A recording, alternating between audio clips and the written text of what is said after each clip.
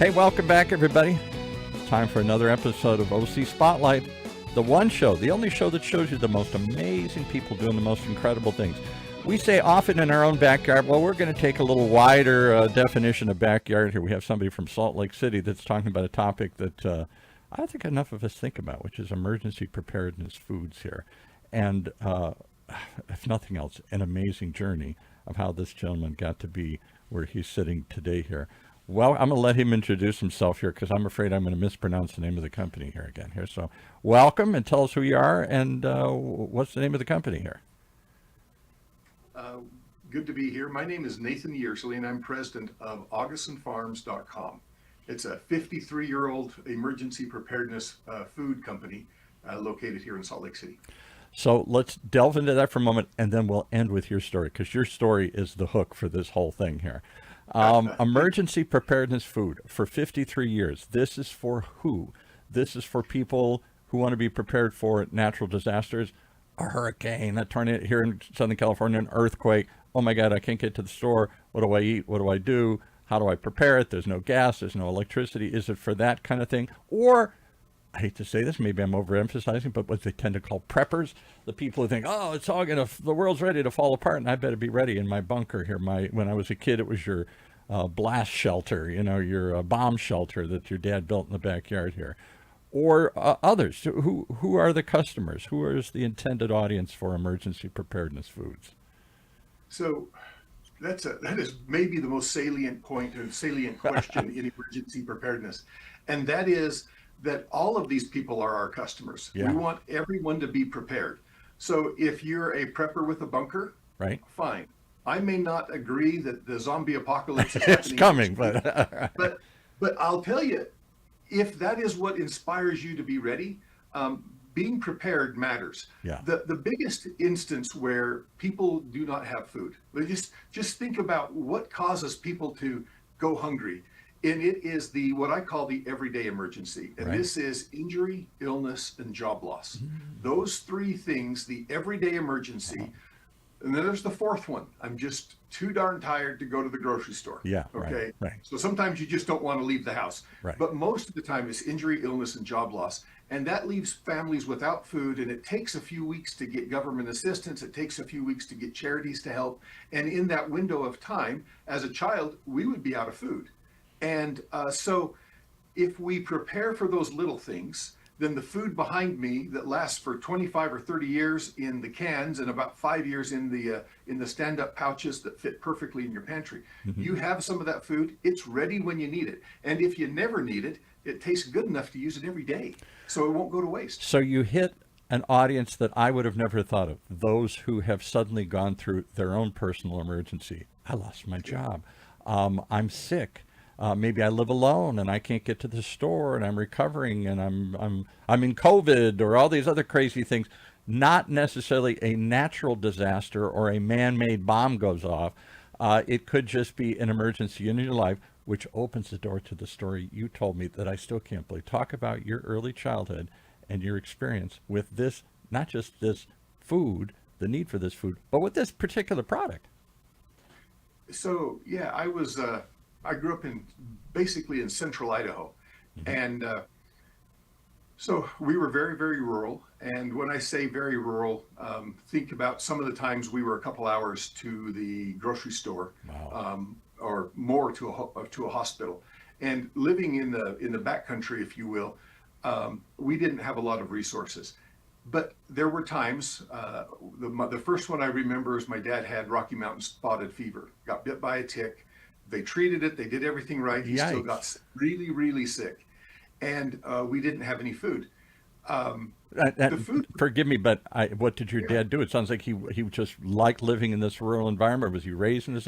Was he a hunter, fisherman? Did he literally, like the 1800s, provide food for his family in that sense? Or am I over-exaggerating the story here? Well, there is actually a lot of truth to that. We had a cattle ranch, so we did some farming and some ranching. It was just the place that he was able to afford a ranch was very rural. Mm-hmm. And it's literally some of our neighbors, some of the people that we knew, actually they were actually on one of those mountain man shows. I mean, this is for real. This is the real deal. Okay. And we moved after a period of time that wasn't working out. We moved closer to town. So then we were 20 miles from a hospital, which was way better, Yeah. much more safety. But the economic hardship and the challenges didn't end Right. just because we moved closer to town. And we also, when ranching wasn't working and farming, it was just the interest rates of the 70s and 80s were a disaster. Yeah.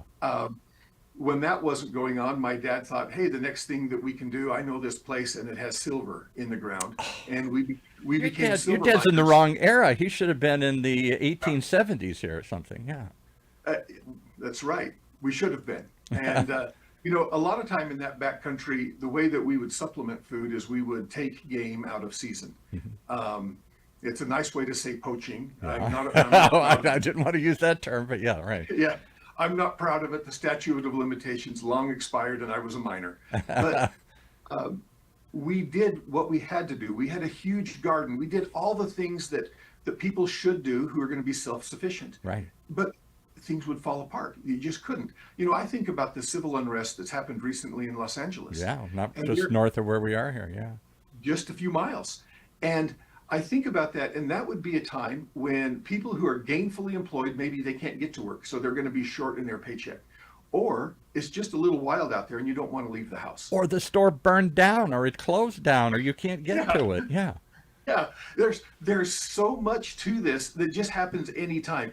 COVID really brought a lot of that to bright relief, that there's only a couple days of food in the supply chain. If Yeah. everybody goes to the grocery store, the store's empty in a few hours and there's nothing The left. run on toilet paper and crazy things Yeah. like that and stuff here. So, So- you're living this really rural, it sounds like out of time experience here. Your dad's going to be, his first thought is, if I can't be a rancher, I'll be a silver miner. I wouldn't have thought of either of those two things. I Right. might have gone into town to go get a job or something here, as opposed to trying to be self-sufficient. But I applaud him for doing that. But it wasn't always easy. How did he find emergency food and stumble onto, you said, this product? This product. So years ago, there was a local charity that was trying to figure out how to produce their own food. And that is through the Church of Jesus Christ of Latter-day Saints. Okay. So the Mormons were Right. trying to figure out how to provide food all across the world, which they do billions of dollars now. It's amazing what they do. I had no But idea it- that was one of their missions here. Yeah. Yeah, so they have food banks and stuff in a lot of places, and it's truly amazing. But in their early days, they were trying to figure out how to put food in the cans that you see right behind me. And getting food in a number 10 can and putting the right amount of oxygen absorbers and getting it sealed so that it will last for 30 years. That's the shelf life on this product. Wow. It took some expertise. Augason Farms had that expertise, and the company was working together. And after I was asked to be president of Augason Farms, I was sitting with Mark Augason, a member of my team, and the son of the founder. And we were sitting here in my office, and I told him this story of how we received charity food and how grateful I was for it. And we got to talking about the different products, and he looked at me and he says, Nathan, in the 80s that you're talking about, he said, we made that food with them. We were teaching them how to use it. Wow. And Paul, I'm going to tell you, I have never been more grateful for food than I was for the USDA cheese, and I was for the charity food that came to our house. So I don't even have to ask this question. Nobody would have imagined that umpteen years later, you would then be not living in a rural area trying to mine for silver or trap for beavers or whatever they did in the 1800s here. You would be, because you must have gone to like business school or worked in other businesses, that somehow you found yourself as a president of the same company that basically saved you as a child or provided some bridge for you as a child here. So Paul, let me finish the story. There's one last little wrinkle that you'll like. I hope your listeners like it. And that is, when I was 16, my dad went into the hospital, and he was sick. And if we didn't operate the mine, I knew we wouldn't be able to feed the family. And I went to my parents and I said, let me drop out of high school for a period of time. I'm going to feed the family. I'm going to help my brother. We're going to operate the mine, which we did. And we were able to successfully feed the family without any charitable help or government assistance during that window of time. But So at 16, I was a high school dropout. Um, Thanks to some, Getting even more unlikely that you're ever going to yeah, ascend to the executive ranks here. Yeah. yeah. So I have a couple of good friends, a doctor and a teacher now today, but they were just 16-year-old kids with me. They came to my house and begged me to re-engage with my high school cohort. I went back to high school, and it was embarrassing to, I already knew I was the poorest kid in school, but then Yeah. it was embarrassing to admit defeat Yeah. and go back. I went back to high school. I went on to college, so Idaho State and then Tennessee. And I finished up with a program at the University of Chicago. So Pretty prestigious school there. Okay. Yeah. it's an honor. It truly is one of the great blessings of my life to have received a first class education. And so much of it has been scholarshiped or whatever, because when you go, I call it going to college by virtue of economics. I went to the college I could afford, Yeah. and Right. sometimes scholarships made it to where I could afford it. So let's veer off into a little rabbit hole for a second. What makes Yeah. a young guy like you, having had this kind of experience that a world I can't ever see? This is truly like watching what's the Yellowstone earlier spin-offs, 1873 and stuff. Here you go out into the Yeah. wilderness with your family and you endure every hardship and you somehow hack out a living from the ground, from the ground basically, either digging Yeah. something up or growing something in there, whatever. And it's always one step away from disaster. It seems like the crops fail, the rains don't come, something doesn't happen here, you get sick, you break your leg, something happens, and it's a disaster. How did you decide, I'm not going to do this cycle? Thank you, Dad, I appreciate what you did, but I'm going to take a different path here. I'm going to go to that evil big city or whatever that Dad was trying to avoid. I'm going to go a route that you said the poorest kid in the class would probably not be expected to take. So the way that played for me is I was 17. We were at the mine and we had a cave in. Oh, So we were down at the bottom of the hole. My dad, my brother, myself, and a guy named Bob who was helping us timber the mine because yeah, it was underground mining. We were timbering it, and all of a sudden, it was just like a movie clip. You yeah. almost couldn't make it up. We heard a little tinkle, tinkle, tinkle of some rocks, and then we heard a rattle, rattle, rattle a little louder. And Bob looked at my dad and said, "Run."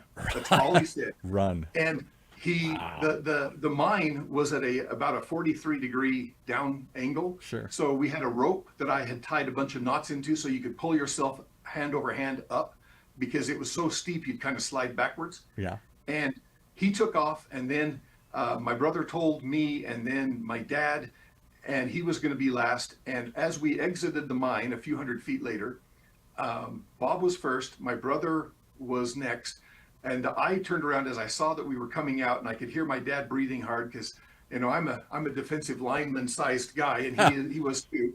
And I ran around and I pushed him out. And once we got clear, we turned around. He's leaning on me. We're huffing and puffing, and about 30,000 tons of rock slide off the side of the mountain and fill the hole. And That you took forever to dig out here. Yeah. yeah, almost a year and a half So of that's work. when you said, maybe there's another way to do this, Dad. I love what you're teaching us, but maybe there's something else would like to pursue here. I said, I'm going to go to college. And And what did your dad say? Because I take it, if he was this kind of this self-sufficient guy, there must have been something inside of him that says, no, you got to be close to the land. You got to be. This is modernity. Modern way is not the way. There's another way. Get back to the soil. Get back to supporting yourself. And ironically, my mother was not college degreed, and she was a longtime reader. She just read voraciously. They loved education, and she wished that she had, she met my father, and they had family, and that was the end of right. educational opportunities. My dad passed on when he was in the military an opportunity to go to one of the academies, Oh, um, wow. because he wanted to be a farmer and a rancher. Yeah. And in his later years, he said that was the dumbest decision he ever made, was to pass on And a nothing wrong with military. being a farmer and a rancher. They built America. They built the country. Nothing. I get it. We have deep respect for people who can do something with their hands and make something out of the soil. But it's a hard life. It's a hard life. Yeah. So they were very supportive. And I had a sister who was working on her master's degree at the time, another sister who was Wow. finishing her bachelor's degree. So of the 10 kids today, I believe 8 of them have college degrees, and in a couple months, the ninth one will. Okay. Um, So you weren't the only so, one deciding oh I'm going to no, take a different path no. here. All right. So But you go to all these places. I mean, yeah, University of Chicago. That's about as good what did you study there? Economics or business or whatever? business, yeah. They're Much of their program, just like in everything we do, it's a leadership problem most of the time. The math for accounting or the math for finance is interesting, but most of the things we do are leadership problems. And which so, leads to choices and yes, decisions and yes, creating a team, follow me, and inspiring and having a vision and getting others to follow it. All those kinds of things we talk a lot about on these business shows. All right, so you worked your way up. Now, how in the heck did you end up back where you started? That first can from Augason Foods must have really tasted good because you somehow found your way back to it. so yeah, the charity food was branded with somebody else's label. Right. So I didn't even know about Augason Farms, but I've worked in the private equity sector, and there was this transaction where a company was going to partially buy out the Augason family and one of their partners, and reinvest with some additional capital to make this a little more successful.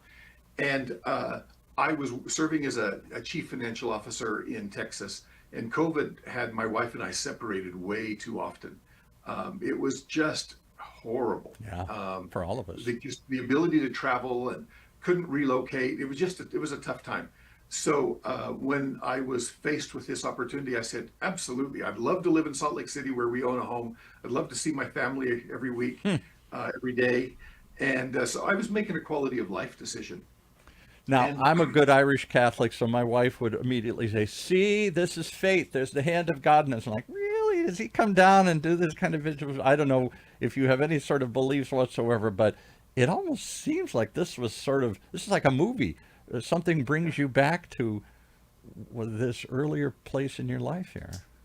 honestly, I feel like it was the hand of God. I'll be honest. Yeah. It's hard for I know, me I know to, today's world, that's not something we ever talk about here, but yeah. this sounds like if I was a movie, be like, oh my God, of course, he had to come back to this. There was a purpose to this. Yeah. And, we had some difficulty as COVID ended, and we had to restructure the business and kind of find our path again. I had come from a restructuring background where I knew how to do that. So I was exactly the skill set that they would have had to hire as a consultant. Oh, but I was already here. So And talk about a it has been 53-year-old business, because not many 53-year-old businesses left in the world today. right. We're Yeah. used to the Montgomery Wards and the Sears stories where they used to be and ain't no more.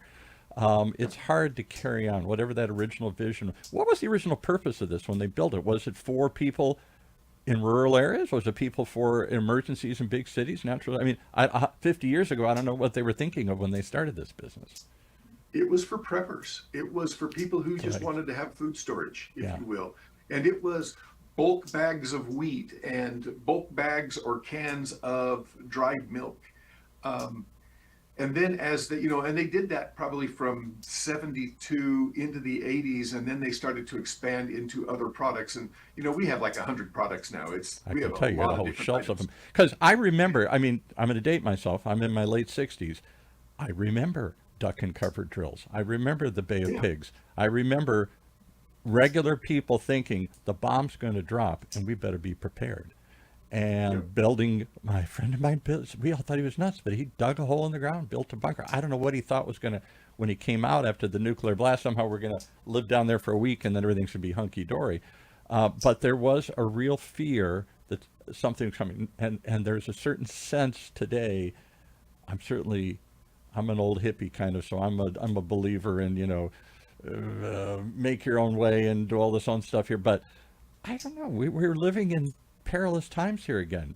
Suddenly we're We bantering are. about World War III. Suddenly we went through COVID. What the heck was that? And we can't go anywhere and do anything. Suddenly, whether you believe global warming or not, things are getting hotter and badder and worse out there, and bigger hurricanes and hotter days. And I suddenly start wondering, is this like the movie? Is the zombie apocalypse coming here? I don't know. I don't want to think that way. But should we?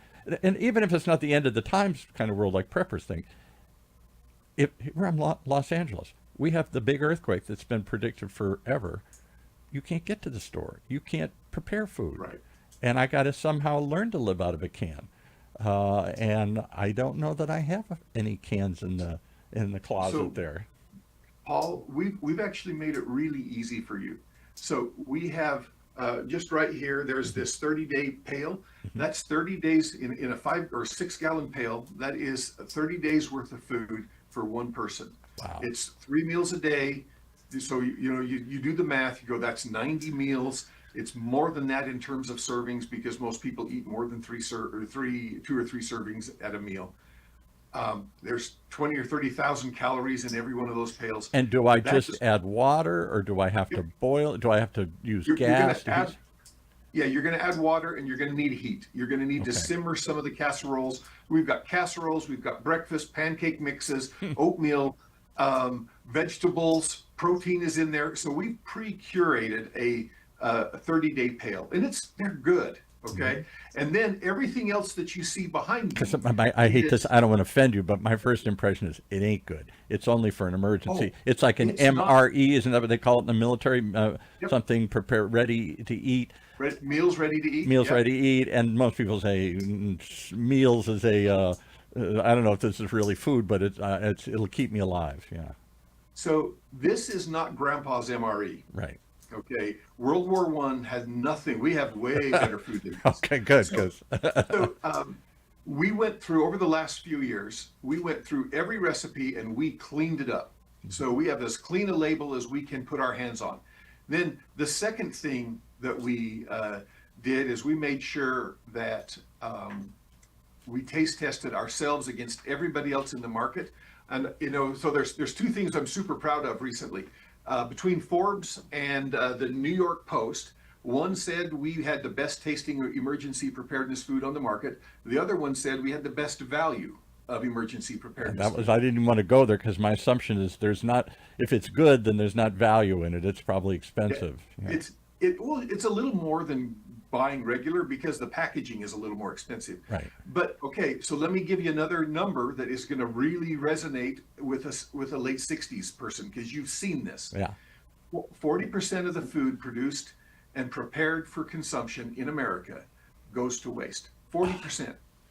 I hear Okay. this all the time. We did a show for a number of years here with South County Outreach, which is a big organization that helps do food banks and food delivery, along with Second Harvest and some other giant things. And they give those kinds of stats all the Yeah. time, and it's So shameful and if you shocking. take- Yeah, if you take our cost and you factor for the fact that you would only need to prepare what you need for that meal and that it doesn't spoil, because it's the packaging, if you never open it, is good for 25 or 30 years. That alone is Or- amazing because it must be. You say it's no oxygen and there's nothing for it Yep. to rot or something here, That's correct. cause a chemical Now, reaction. that's 25 or 30 years is in the buckets and in the cans. The pouches that go in your pantry are good for 5 years still. Mm-hmm. Once you open it, you have about a year. Once oxygen is introduced, you have about a year. And it's not that it's going to rot. It's going to taste not quite as good. It's going to start to taste stale because humidity gets in there. It's like leaving your cold cereal bag open. Or It leaving gets a bottle of beer open for a while, or a wine bottle Yeah. open for a while. It's not Yeah. going to taste good. It's going to oxidize. All right, so you've identified, it really was, that period was real for many people, and it has come back, these people who are thinking, I got to be prepared. Everybody in the neighborhood, when the chaos, when the world falls apart and a zombie apocalypse comes, or the meteor crashes, or COVID, we've seen all these end of the world movies. There's lots of that out there. But on a different level, there's lots of ordinary emergencies we have to prepare for. We had somebody here from Red Cross not long ago, and I forgot when their Emergency Preparedness Month is. It seems like it's in the spring or something. And It's in September. September, okay, couldn't remember. And I know they were here not long ago, and they talked about, guys, we're in California, or guys, you're in Florida, or whatever. There are natural disasters coming, and you're going to have to feed yourself for a while. The trucks can't get to the store. You can't get to the store. The roads are broken. Something's happened here. It's not the end of the world, but it will be a major disruption. And what are you going to do other than say, well, I wasn't ready for this. Get ready. Yeah. Should every So- American have a certain stockpile? And if so, how much do I keep? Okay. So that's a great question. If you talk to the CDC, they tell you that we need 72 hours that you could take and put in your car, and here's a 72-hour kit. Wow. Okay. FEMA. So it's just so happens that the Blue Chip Group is the parent company of Augason Farms, Okay. is members of a trade association for disaster recovery. It's called the Disaster Recovery Coalition of America, and I'm on the Okay. board of the National Board of Directors. Okay. And that is where people who remove the debris and who restore power Right. combine with people who have food. Right. And we spend a lot of time talking to FEMA. And FEMA has been at 96 hours. Most of the people I've talked to are saying, you need 4 days worth of food. The truth is, I was speaking with a southeastern state emergency management leader for the entire state. And he said, he gave me this. He said, you need at least 4 days, but in truth, it's going to take the state or FEMA somewhere around 2 weeks to deploy. Yeah. And he said, you better hope they have food in a bunker or a warehouse someplace. And Because many it of them, takes that's been a lot. big debate. Should we have stuff pre-planted in different potential?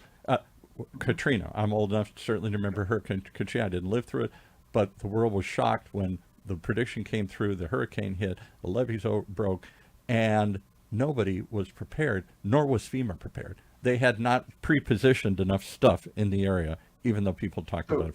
I'm not trying to beat them up, but that's a real thing. Today, I have a tendency to worry about tomorrow's problems, not the future problems, or not a year from now problems. And during Katrina, that's the first time I ever really thought about it.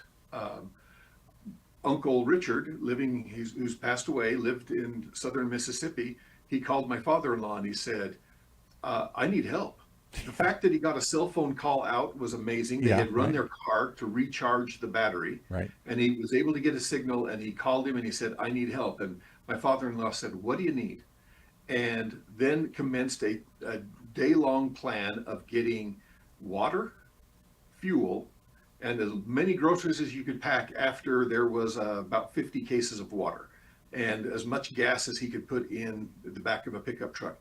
And my father-in-law commenced to get in his truck, and he drove from, at that time they lived in Atlanta, he drove from Atlanta to southern Mississippi, fording water that was 36 inches deep in his big truck, and brought them food. And they wept because they were stranded. Wow. And they couldn't get to the shelters. And the fact that, the family owned a redneck pickup truck. Yeah, was the Safe. survival. One of the things you mentioned is for your car. When Red Cross was here, they talked about don't just have food in your garage or your basement or wherever it is. We don't have basements out here, but garage or someplace where or your cupboard or your closet. Yes, great. What if you can't get home? I'm at my Right. office. I'm 30 minutes away. Or 9/11. I'm in the other part of the country and they ain't flying. And there's a disaster or the planes are grounded or something happened. You can't get home. That really struck me. If I was alone in my car, I'm out on the road, I'm a couple hours from home, I'm a couple of days from home, whatever. I'm really up the creek without that paddle. I haven't even thought about survival on my own. So should we have stuff at home and in the car?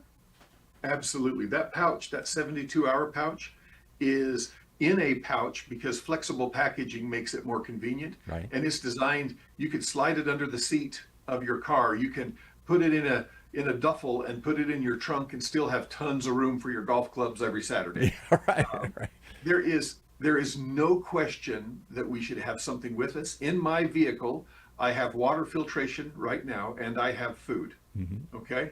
Yeah, because how do you get clean water if the things are Right. sewage and And stuff here? I put water filtration in after we had an ice storm in Texas in 2021. Yeah, that was. I knew some people that done that. Nobody was ready for the pipes freezing and everything breaking. Yeah, I lived through that. I was there where it happened, and I was lucky that I had just gone to the grocery store the night before, and I had plenty of food. I had almost enough water, but I was grateful to have. I survived it. I didn't have heat. You have to figure out how to warm yourself. I built a fire in the front yard of this rental house. You do what you have to do. A fire in the front yard of some rental house in suburbia here somewhere. Yeah. Well, it was pretty rural, this factory that I was supporting at Oh, the time. okay. But still, it's a fire in the front yard. And it didn't have a fire pit. You just have to, in an event like that, you have to figure it out. And so now I've pre-thought. And am I the only one that feels like here I'm a big history buff, so I Yeah. welcome what your father did and what they did in general, the pioneer spirit coming across America. I love getting outdoors into nature, but I'm a city kid. Yeah. Truth be known, I don't know how to start fires or build stuff or save myself. You go to the store, you go to the doctor, you go to somebody, we all have this mentality, and that's what happens in these disasters. Suddenly everybody is like, I'm not ready for this. And they call friends, they call the government, they call somebody, hey, come help. Hurry, I need this. Yep. All right. Well, I can see the need for this, and I can see that I've been remiss in not thinking about it. Is it only when there's a disaster we think about it, then we get excited, and then everybody else forgets about you guys until the next disaster and say, oh, I really should get some of this stuff, but that fades. How do you keep it in the public view here? How do you get them to take action on it?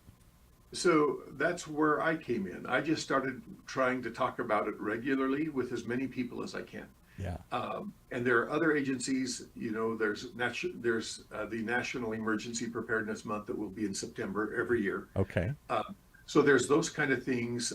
FEMA is out there. The CDC is out there talking about how we need to have some readiness. Most churches have an arm of some kind recommending readiness. Right.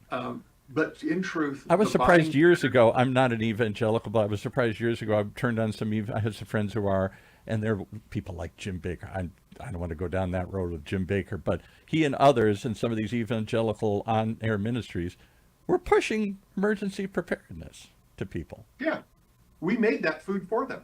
You did? Okay. Our food, their label. But here's the thing. The more we talk about it, the more people will be aware, and it'll start to move the needle toward there's action, better awareness. Yeah. I do believe that everybody in their lifetime, as an adult lifetime, will have a moment where they're going to have an emergency and they're going to be in serious need. And they're going to say, thank goodness if they have that I thought to stick this in a shelf 20 years ago, 10 years ago, 5 years ago, because the power's out, because of the storm, because I'm sick and I'm alone, or I can't get somewhere because there's a national emergency or some other crazy thing here. It used to be these were, as they called them, black swan events. Once in a lifetime, you'll see a black swan. I'm seeing them a lot. I don't know how many more economic black swans, weather black swans, germ-related black swans. There's lots of stuff out there. So, and I'm not trying to frighten people. I'm trying to motivate myself more than anything to take action and be sensible and be prepared. So can I walk you through how to do that? Please. It's super easy. Go to AugasonFarms.com. All right. AUGASON Farms.com. Okay. Go to our website. All right. We have 70, 80, 100 items there. We have pails, and I would recommend that look at the pails and pick one and say, okay, I want to prepare for 90 days. So, okay, it's me and my wife, so I need 6 pails, and that gives us both 90 days worth of food. Right. And then go look at the fruits and the vegetables and the protein, like the chicken dices or whatever, and add to it. But start with the core. Mm-hmm. I recommend everybody start with the core and say, okay, I've got that. Now let me add to it some dessert items. Let me add to it some fruits and some vegetables. Some flavor, yeah, right. And flavor. Because then it's not just I have food to survive, but actually I have a great warm meal and it tastes good. And when you have a warm meal on a hard day, there's a lot of psychological, maybe it's dopamines, I don't know what it is. I feel better when my stomach's full after a hard day. And a hard time. Maybe it feels more like home. Maybe it doesn't feel like the end of the world for that moment here. And treat our website. We've got free shipping. We'll get it to you, and it'll be in good condition, and it'll last a long time. And treat our website like a grocery store. We have just about everything you'd want. If you're vegan, we have some options. I was going to ask if my wife's a vegan. Yeah, right. So she would. Yeah. So somewhere on this list, the top row up here is a black bean burger that is absolutely to die for. I mean, it is so tasty. Um, but we have like red beans and rice. We have a lot of stuff that correlates pretty nicely with celiacs and Yeah, with right. just the various Food things. allergies, food Yeah, preferences, yeah. religious preferences, all these things. And if I were to pick, let's just Pull pick one this out. one. This is a can of freeze-dried strawberries. Okay? I'm going to read to you the ingredient list. Got to find it. There it is. You ready? I'm ready. Strawberries. And DHT6 number die 17, whatever here. No, if you were to go on our website and read, there's literally one word in our ingredient list, and Where's it all the says, I would think it would be filled with preservatives, the benzoates or all the other things. I look 20 things that I don't scientific words that are there to stabilize it and sit on a shelf. if you buy high quality ingredients that were, in this case, those are freeze dried or they're dehydrated, and then you package it with oxygen absorbing packs, those little silica packs Yeah, that come in. computer We have stuff and everything here, right? To get the Yeah, moisture in and we have to everything. put those in to absorb the oxygen to prevent it from degrading. We put the right amount of that in. It's in a protective case so that it does not get into your food. Um, and that will absorb the oxygen after we've sealed it. And nothing is going to degrade because it takes oxygen for it to spoil. And we are at that point, that food, that can is going to last 30 years. That's what the shelf life is. We've tested it. Come It on, folks. works. Why wouldn't we all want to have a can or two sticking around here, maybe even more? But to have, because what you open my eyes to, it isn't just the end of the world disasters, and I'm sorry, the rest of us tend to go, oh, come on, you're exaggerating. That's not going to, the bomb's not going to drop and all this stuff here. The zombies aren't coming.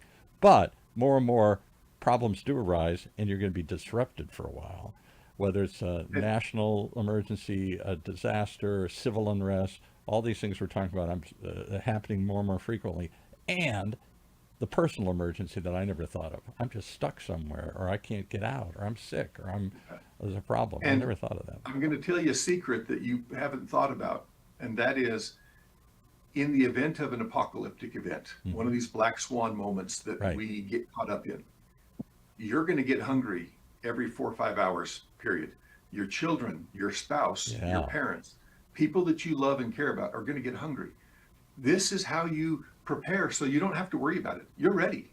You've got this. How you It may be weather the uncomfortable. storm, how you make it through. Because there are Yeah. those who are prepared, and I'm always embarrassed when Red Cross comes through and I say, I'm going to do that. And I don't think I've still done it. I don't know why. Because the emergency passes, life goes on, and I think, I forget about it. And then when it Yeah. happens, I wish I had. So we do a post-purchase inquiry, and a couple of years ago, almost 80% of our product was stored in a garage or a basement or a bunker of some Yeah, kind. right. Today, not quite 60% of our product is stored in a person's pantry. A little more accessible, a little more visible, a little Way more awareness. Yeah. And it was 6% of the people that were eating it regularly, and now that number is 28%. So we are moving the needle in terms of awareness and helping people understand, because it's affordable, because it doesn't spoil. You only Right. prepare and use what you need. Right. It lasts for a long time, so you can kind of trust that it'll be there. And the fact that we've worked on these formulas until they are tasty, it's good food. Our All the pancake better. mix, All the our better. pancake mix is to die for. It's It's not as good as cardboard your word. tasting stuff that'll just keep you alive until you can Right. get something else. Well, I got to tell you, you've opened my eyes. I'm going to go explore it. Give us the website again, Augason, Augason. Yes, sir. AugusonFarms.com. And why not?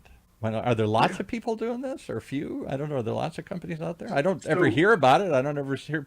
Rarely, occasionally, a ministry, a charitable group or a religious group will raise a thing, or the Red Cross usually raises awareness once in a while, or FEMA and other things. But the rest of the time, I don't ever hear this talked about. It's a world I don't ever think about or know about. yeah, well, today's your day. And remember, this stuff is packaged in a way you can tuck it under beds. You don't have to put it in your pantry if you don't wish. You can tuck it under beds. You can tuck it away in a multitude of places. Yeah. And it It's a lifesaver, but it's good today. Use it today. Try it. Get comfortable with it. That's the ticket. I That have way, to when try. when it happens, you're already there. You're ready. All right. Well, I'll have to take you up on that challenge here. Part of me still goes, I don't know, is it that good? I agree that I got to be prepared, but you're telling me it's strawberries, so it sounds pretty good to me here. You'll like it. You buy those strawberries. Try it twice. Okay.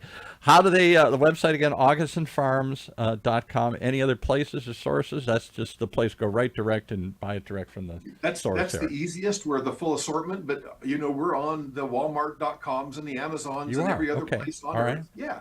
Okay. So you can buy us a lot of places. Go to Augason Farms, and if you have questions, reach out. You can email or text or whatever the app does. Our customer service people, they are fantastic. They'll help you get squared away and get you started. Well, That's the first step is always the hardest, and let's just yes. get going. That's it. Well, this has been a fantastic discussion, a timely discussion given all that's happening today in the world here again. All of a sudden we have riots and civil unrest, and we're doing this in June of 2025 for those listening in the future. And after that, there was a natural disaster. Someone else just came in here the other day, was living in Asheville, North Carolina, when that giant storm hit last fall, and they couldn't get food and couldn't get through. And they were telling me these horror stories like, here we are in a modern big city, and it's like the end of the world for that period of time here. Everything shuts down. Are you ready for that? Can you handle that? How do you get through it? It's not fantasy anymore. It's reality. All right. I think his battery went out here, so we're going to end it right there. Thanks for joining us. For everybody that tuned in today here, thank you so much, and hope you'll come back again and hear more of as we spotlight some of these unusual ideas on the OC Spotlight.